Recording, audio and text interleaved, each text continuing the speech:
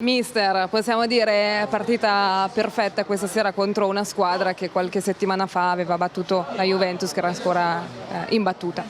Sì, è stata una partita importante, una partita di spessore fatta da squadra che ha la testa lucida e che va poi ad avere pazienza di quando scegliere il momento per andare a colpire, di quando farla girare, di quando far correre gli avversari per poi liberarsi gli spazi per andarci a giocare dentro. È stata una grande partita di una grande squadra. Alberto. Buonasera mister, stava dicendo una prestazione da grande squadra, forse la grande differenza rispetto alla partita di domenica con la Lazio, che questa volta il gol è stato trovato subito e da lì è poi cambiata la partita, è stato tutto un po' più facile.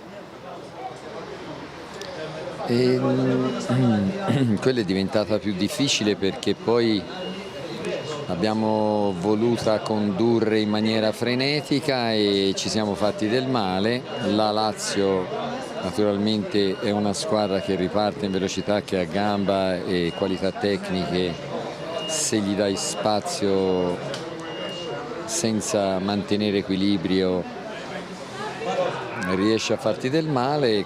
Questa gestione sbagliata dell'altra partita ci ha permesso però stasera di andare a mettere poi insieme delle conoscenze che ci hanno permesso di far bene dentro questa gara. Questa sera ha ritrovato due giocatori che comunque rimangono alcuni tra i più importanti in rosa, Icardi e Nainggolan. Come li ha visti? Insomma, anche in termini di risposte di condizione sono apparsi comunque in forma. Secondo me prima aveva fatto bisogna mantenere poi un elenco, una graduatoria corretta, cioè una partita importante come hanno fatto Politano e Perisic stasera hanno permesso a due che rientravano di entrare dentro e di trovarci tutti i benefici. Non sono loro che rientrando ci hanno dato un contributo, sono stati quelli che hanno gestito in questo periodo qui, che loro non c'erano, il mantenimento di una classifica importante e la costruzione di una partita dove loro si potessero inserire andando poi a completare quello che è stato il lavoro di squadra. È chiaro che adesso siamo più forti perché abbiamo a disposizione altri due calciatori di livello.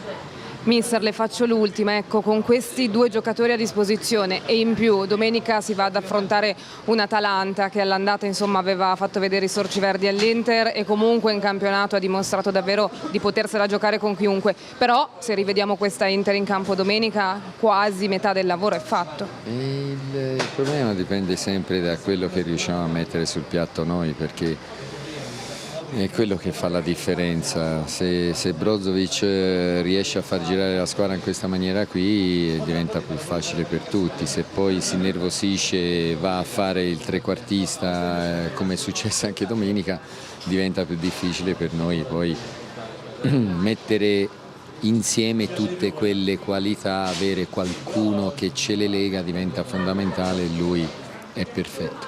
Grazie mister. Grazie a voi, ciao.